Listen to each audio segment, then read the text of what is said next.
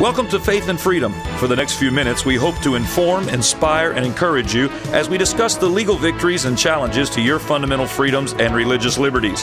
Faith and Freedom comes to you from Liberty Counsel, a civil liberties education and legal defense organization. Join us now as Matt Staver, the President and General Counsel of Liberty Counsel, explains the latest legal issues all across this country in the courtrooms of America. Liberty Counsel is winning the battle for your constitutional freedoms. House Republican leaders plan to investigate the Obama administration. I am Matt Staver, founder and chairman of Liberty Counsel and dean of Liberty University School of Law. Joining me is Matt Barber, director of cultural affairs for Liberty Counsel and associate dean of the law school. Matt, Darrell Issa, who is the incoming chairman of the House Oversight and Government Reform Committee, announced his intentions to conduct at least 6, maybe even more, major government investigations of the Obama administration, which he called the most corrupt administration in history. Yeah, Issa's a straight shooter here, and it's nice to see that there is finally going to be some oversight over this secular socialist administration run amok here.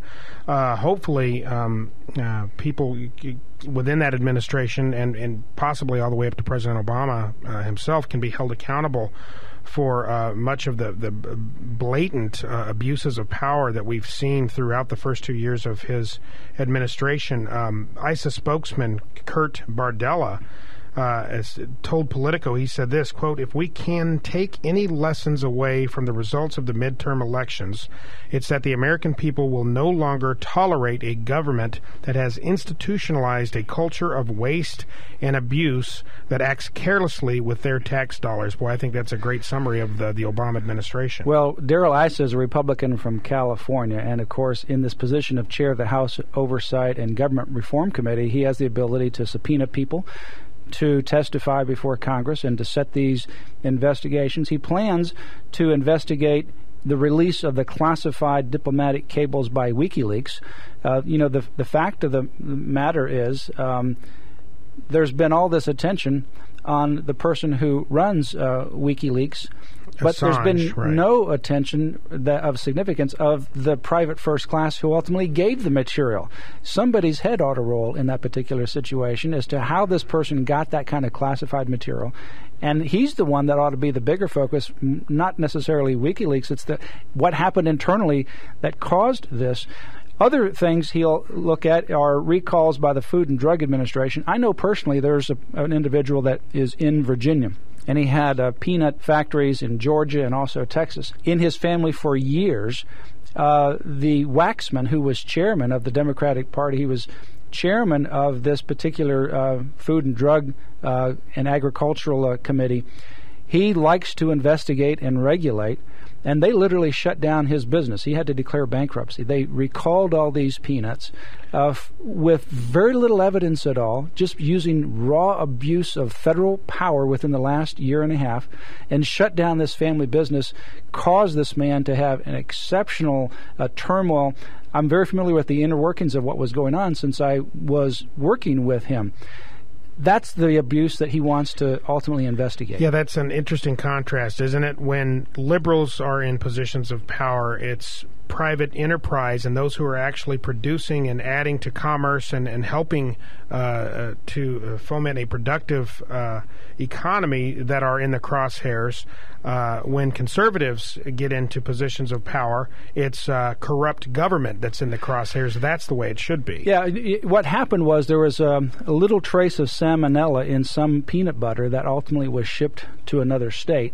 But he has processing facilities in Virginia and Georgia and Texas, and the ones in Virginia and Texas had nothing to do with that. They shut down the entire operations in all 3 states, and that business is gone. Private free enterprise is gone. Common sense and due process were ignored. He also plans to investigate the role of Fannie Mae and Freddie Mac in the foreclosure crisis. Now, you know who's going to be front and center in that investigation is Barney Frank. Barney Frank and his group brought on the Fannie Mae and Freddie Mac crisis that ultimately toppled the economy.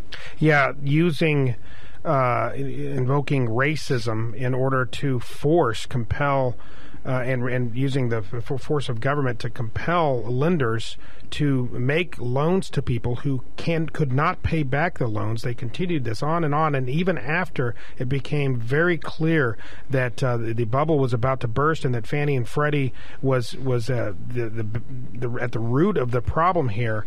They said, don't ignore the man behind the curtain. There are no problems here. Barney Frank got up and said, there's nothing wrong with Freddie and Fannie, and then boom, now we're in the situation we are with the housing market, and that responsibility for that falls directly on liberals and particularly on Barney Frank. Well, I know it was all part of the socialist mentality, and on the one hand, it has a good ideal. Everybody ought to have a home and be a homeowner, which is a great ideal to have. The fact of the matter is, it's not reality. And some people shouldn't stretch themselves beyond their means, and what Freddie and Fannie did is set up a situation where people were stretched beyond their means and banks were encouraged to do so. I know a friend, for example, and I know what his income was, and because of that mentality, he went out and bought house after house after house, had a renter in them.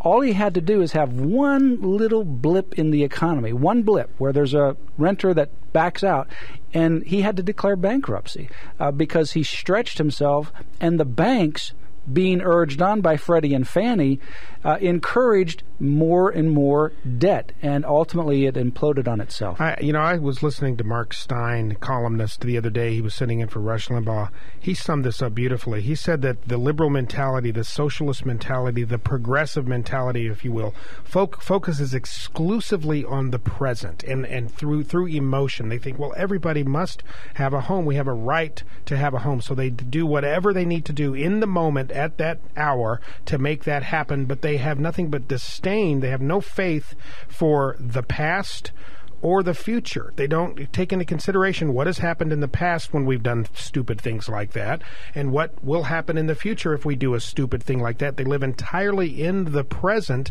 and so when the future rolls around and becomes the present, well, the future is now, so of course it all falls to pieces. Yeah, well, it artificially inflated the economy. It artificially inflated the cost of houses. I know of people in several different places of employment that got into houses, stretched themselves to the limit at the top of this market. Then ultimately the market collapsed. Their house values have plummeted. They cannot now move to new jobs because they cannot sell their house. And that story is replicated across the country. And all of that, really, a good portion of it falls at the feet of Barney Frank and Freddie and Fannie because of the artificial inflation of the housing market. So what does all that mean in the context of Darrell Iss's investigations? Well, they need to look into whether or not those who were pushing these policies, these unsustainable policies, had exercised due diligence, had investigated the potential ramifications, might have even had full disclosure, might have even been fully aware of where this was taking us, and didn't care if there may have been some malice involved there. These are all the kinds of questions that need to be answered, and hopefully that's the kinds of things that Darrell Issa can uncover. Well, yeah, I know some people that were heads of mortgage companies. One had 300 and some offices around the country. That company is gone now. And as a result of that, he became a target of federal investigation. Didn't seem to be doing anything wrong. He was just following the protocol that was set up by Freddie and Fannie Mac. Freddie and Fannie. So the problem is these guys got off scot-free, and they created the system. Yeah. So that's why these investigations, not only in Freddie and Fannie, but also many other areas of government, need to be looked into. We had a president that talked about transparency. He was going to be transparent, but he has been the most non-transparent president that I know of in my lifetime. Well, with examples coming to light recently on healthcare, for instance, of intentional cover-ups, of trying to black out information and keep it out of the hands of the media relative to death panels. We talked about that yesterday. And he's also been very vindictive. I know of specific situations where he's called in leaders of nonprofit organizations to a meeting, And the first thing he said when he sat down is he chastised each one of them as he went around the table, pointing out the blog that this person wrote that was negative against him, the article this person wrote that was negative against him, and then he went on to the meeting. This president is a very vindictive kind of president, and he's gathered people around him that has led Darrell Issa to say it's the most corrupt administration in history. Well, we'll see what happens with these investigations. We're going to keep the people's feet to the fire in 2011, those that were elected. Give us a call at Liberty Counsel. We have a bumper sticker that says, keep their feet to the fire. And what it means is these people that are elected, these new crop of individuals that came into being through the votes of 2010, need to do the right thing. They need to bring government back to its intended purpose, limited government. They need to bring down the deficit. They need to stop the funding of abortion. Give us a call at Liberty Counsel and ask for the Keep Their Feet to the Fire bumper sticker.